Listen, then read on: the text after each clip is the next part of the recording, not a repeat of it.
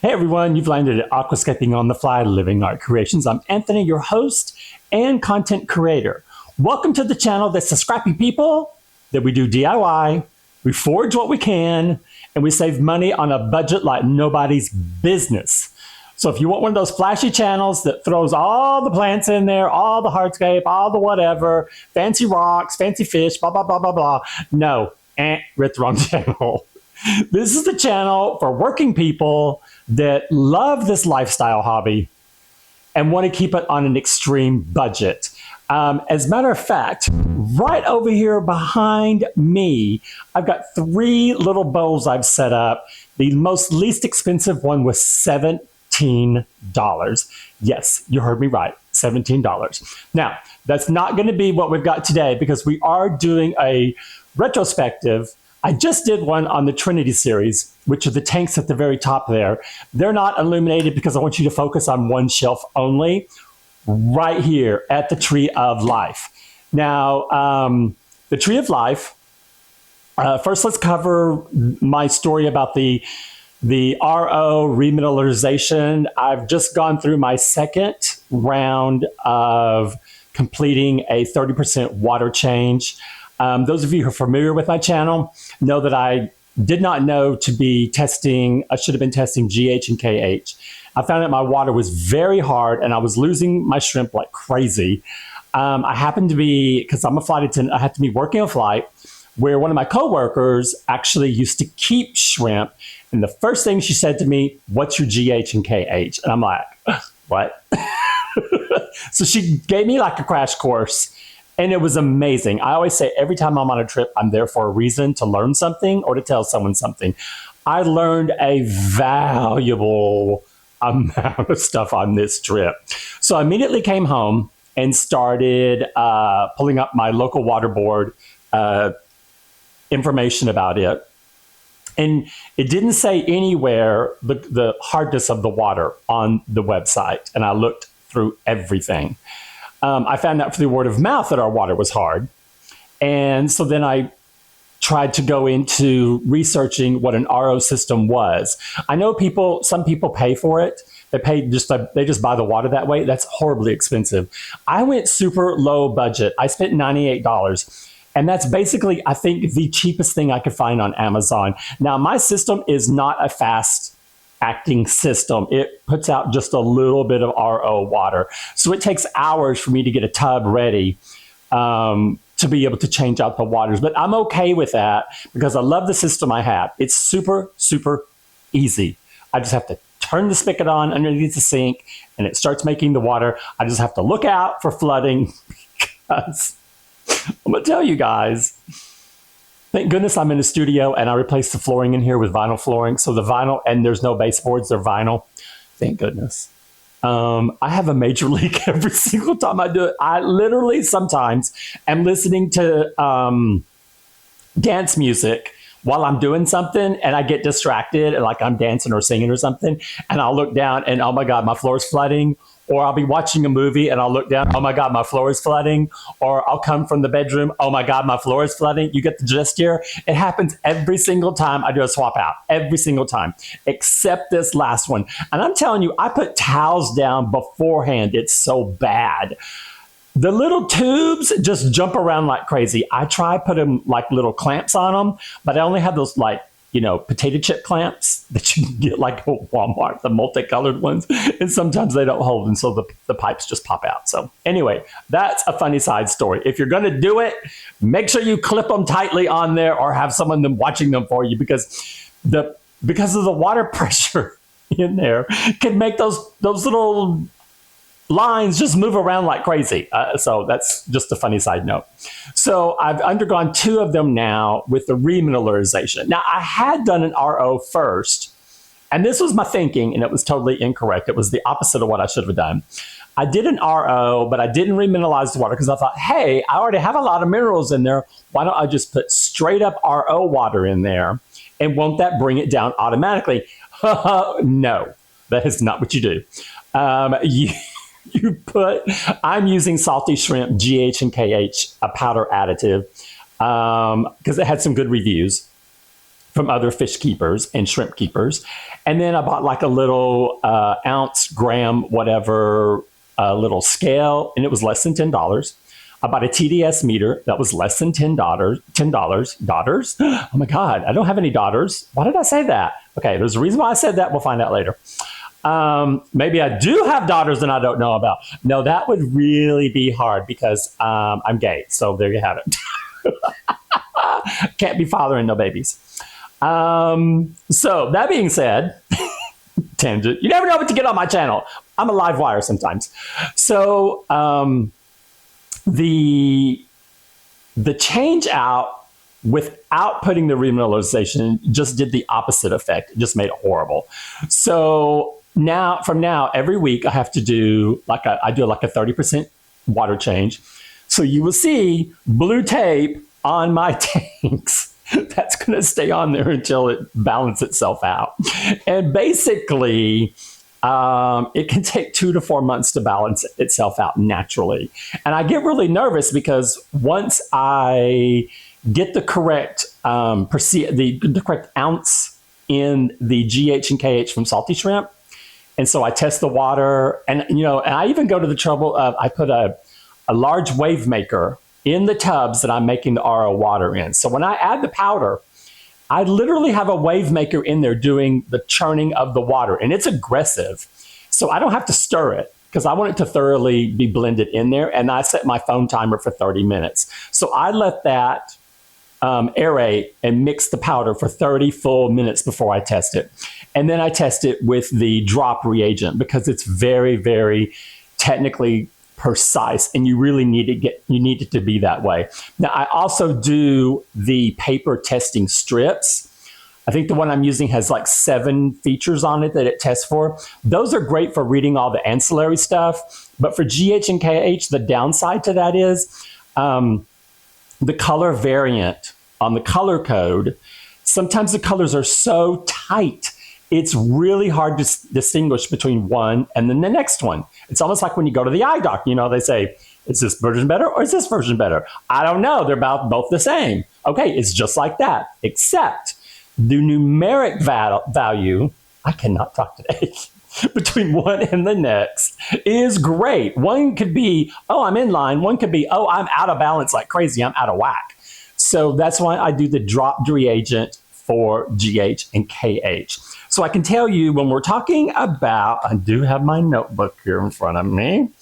For Tree of Life, GH is at 8, which is at the max it should be, and KH is at 4, which is the max it should be. So your GH should be between 6 and 8 for shrimp, and then 2 and 4 KH. Now, another benefit of having using the RO water is I'm able to bring down my pH from 7.6 to 6.4, and that's consistent across all the tanks.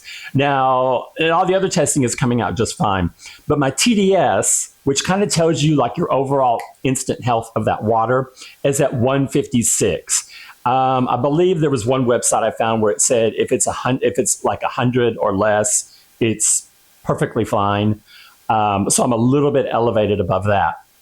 So that's the update for the water swap outs that we're doing. Now, I'm going to go over, I made a really awesome full page detailed list here. We're going to go over what I have invested in the tanks, and I'm showing you every single thing I've put in there and what my total cost is, along with what issues I've had with my shrimp, mystery snails, and the plants that are in there. So we're going to go over my fact sheet, and I'm going to let you have a close-up of this. But I wanted to cover the water testing because I just put out a 5-part series because every episode was about, okay, now I figured out that I have this problem, let's address it.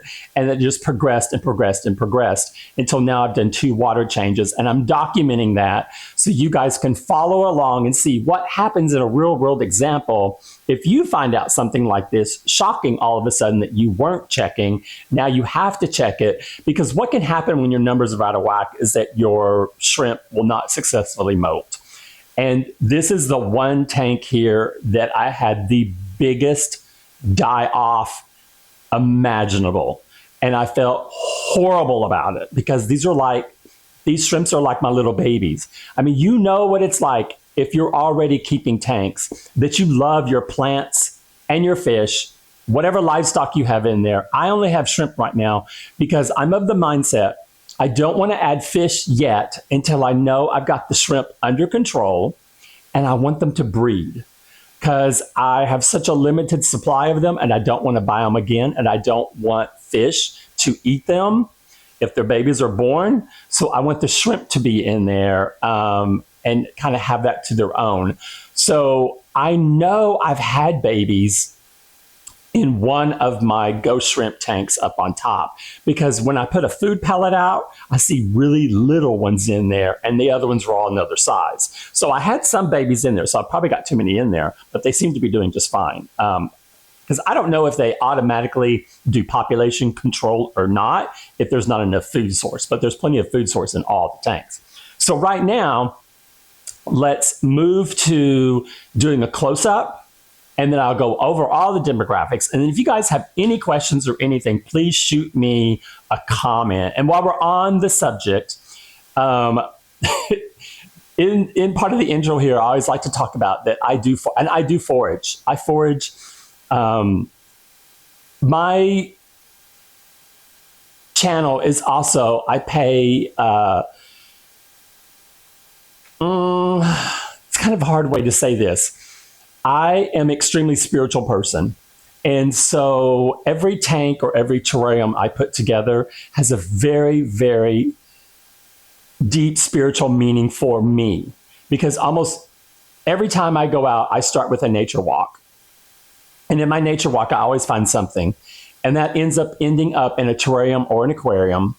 And so I am trying to honor my love of spirit and my devotion to Mother Earth. So I balance two of those. So I am that touchy-feely channel as well, where you're not afraid to talk about your spirituality.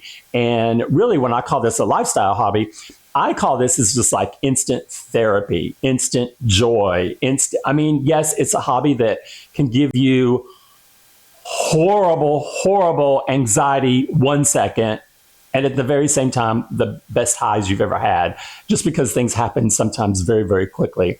But I don't know of any other hobbies that are like that because we're dealing with living organisms. And my goal really is to get the message out that for me, this channel I found, my channel is only 8 months old, but I really started a channel to document my growth with the hobby, and then also how I was healing myself from past issues by using the hobby itself. And I can go into more detail if anyone wants to know about that. And if there's any like really interested in that, I would do a whole video about that. Just because my spirituality is a huge part of my life, and aquascaping is what has really brought me through some super, super dark times that I thought I did not see the light at the end of the tunnel. But now I'm at the light at the end of the tunnel, and it's amazing. So I wish that for everyone. I wish you all to have that. And on that same flip coin, 97% of you are new to watching my channel, because my channel is so new. The algorithm has not got me anywhere near where I'm supposed to be. The 97% have not subscribed. So I'm going to urge you, please, if you felt so inclined, to give a subscription, a like, and a comment. Comments I love, and I answer all my comments, and I love the energy, and I love the community that we're creating online. And I'm going to share like a really quick story. One of my commenters just talked about that he too, a regular commenter, not going to call him out by name, but shared a story about where he would also go out and try to forage for items. And he was on like a rural road in a farm community. And sometimes rural roads, they use like gravel or rocks or something as part of the mixture for like a dirt road or something. And he was finding river rocks, and come to find out he was on a private road. And I think it was the guy who owned the land stopped to talk to him, but never said anything about all the rocks he already had in his trunk. And I just laughed like crazy at that comment, because that's something that would happen to me, except That's why God told someone to invent emergency flashers on cars. Because sometimes I get my stuff in a drainage ditch, a trash dumpster, on the side of the road, wherever, sometimes a parking lot. And so slam those brakes on, put on those flashers, get in and get out as fast as you can, just because you just never know who's watching you. So that's my plug for that. I can totally see that happening to me as well. So that being said, if you feel so inclined, join us on the channel because you'll have a great time. I always got stories, and I always share flight attendant stories as well. Those are golden. You guys are amazing on my flights because you're just endless entertainment for me. So let me get the camera set up so you can focus just on the build itself, and then we'll go over a little bit of the facts, and then we'll end it from there, and you guys can go on with the rest of your day. So thanks for joining me. I hope you have a great time. Give me just 1 second to set up. Okay, so I did an extreme zoom in. So the end caps you're not going to see. You're not going to see the top. Just because I want you to be able to see the detail of everything that's in there. Now, this tank was planted on May the 10th of this year, 25, and it is a 20-gallon long. And the reason why I went with the 20-gallon long is this is for me my first attempt. I may do another one at an Iwagumi style aquascape, to where you take the imperfect and make it perfect. Now, this was a shrub I found in a drainage ditch in an apartment complex where landscapers were just tossing debris in there. So it was like I had tons of things to choose from. And when I saw the wood was blonde, we don't see that in the hobby at all.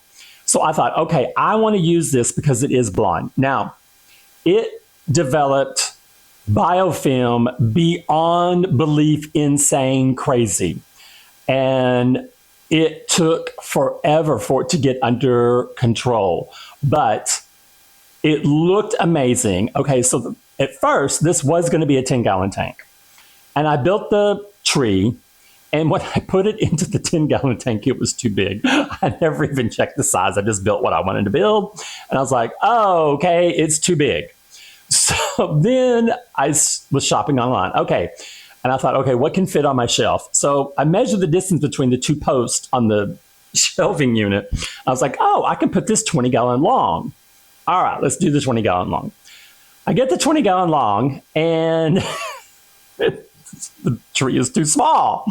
So I ended up taking all the rest of my pieces and putting them all in there together with no concept of ever having to do maintenance on it, because these twigs on the front and the back touch the glass, and they come pretty darn close to touching it on both sides. So it is impossible to get in there and do maintenance. That is my main point. But what you are looking at, basically, because you're taking the imperfect. So the imperfect is your dead shrub, and you're trying to make it perfect in its own way, and you're trying to balance. So on purpose, it is skewed to one side. There's more height on the tree coming out of the tank on the left side than there is the right side. Most of the right side is completely underwater, and the left side is above water. That is intentional. It actually slopes down like the tree is almost, if it were a mountain, the peak would be on the left, and then it slopes down on the right. So there is always, we are looking for that artistic flair, because when we engage in this hobby, that's what we are doing. We are practicing an artistic craft, whether you want to think of it that way or not, but that's what's actually happening. And I have always been an artist. I do the same thing if ever I'm painting, remodeling, remodeling like decorating wise, remodeling construction wise. I'm always doing it with an artist's eye. So for me, the tree looks amazing, and it appears at first that the tree is dead. That's intentional. But what's actually happening is you can see the moss that's in there is Christmas moss. And what I love about Christmas moss, it can grow like 4 inches and then it'll start to branch out. So the first thing you see that's kind of really, that catches your eye is this beautiful Christmas moss that kind of is standing up, which is different from the other kinds of moss. That's why I love it, because it can stand up and it's very architectural. Then you notice at the base of the tree is where your leaves are. And it's supposed to be very minimalist. So that is Bucephalandra Aragon. And as a side note, I just had one of the Aragons did bloom underwater, which is difficult to get done. I was super excited that it happened because my tank is fairly new. And I was so excited that it happened. I did like 1-minute videos about it, so they're on my channel if you want to check those out. It looked incredible. I was so proud that it did that. Now, the gravel is where I defer differently on a true Iwagumi style, because mostly an Iwagumi style has like green as its back. The total base of it, the structure is going to be all green. I didn't want that. I did the rocks, and I actually did buy some of these rocks, the larger rocks, because I wanted that color. And the gravel, for me, was a no-brainer because I want the plants themselves to really stand out.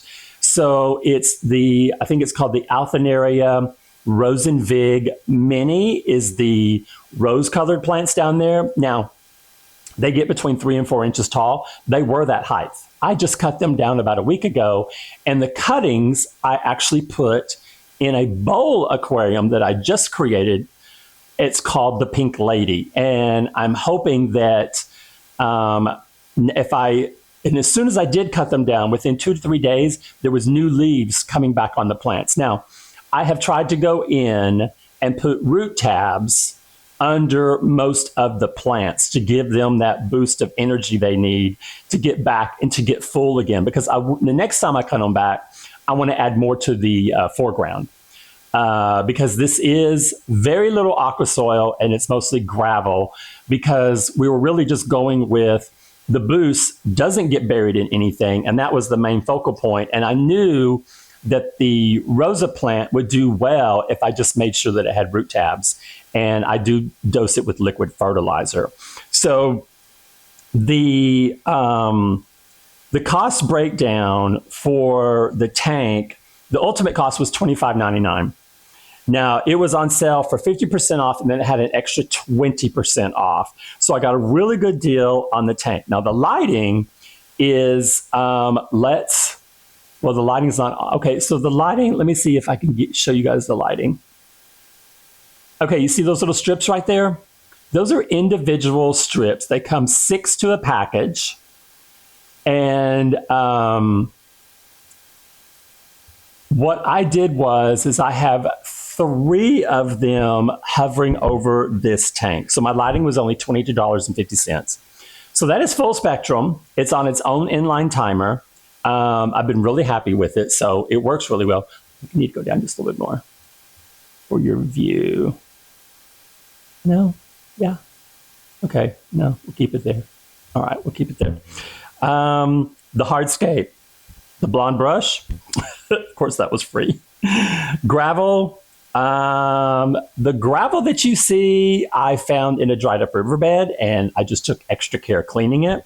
And then the rocks I did buy.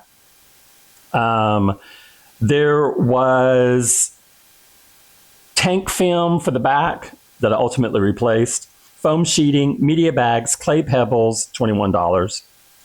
The Aquaon soil and root tabs and the rocks from Home Depot, that all came to $50. And then I placed one plant order for $108. And of course, that is the Bucephalandra Aragon, Alternanthera Rosanervig, and Christmas moss. So it's just 3 simple plants to carry out my vision of the Iwagumi style. So if you were doing this and you wanted to create this, but you didn't want to go with that style, you could just add whatever kind of plants that you wanted to put in there. But I'm trying to go with a theme here, something completely different. Let's talk about my shrimp. Originally in here, I had ordered online through Amazon for $23. There was a special on 20 ghost shrimp. And the shrimp were added on June the 10th. So only out of the 20, only 12 arrived. So I called the company, and they actually sent me 15 more replacement shrimp. And so those were added. And then I could not count the dead because there was too many of them. But I basically had at one time in there almost 30. I don't have that much now because the ghost shrimp were the hardest hit by the hard water. They get these bands of white around their exoskeleton, and that's your sign that they're under going to go what they call that white death, where they just turn white because they cannot molt because the water was too hard. And I felt horrible about it.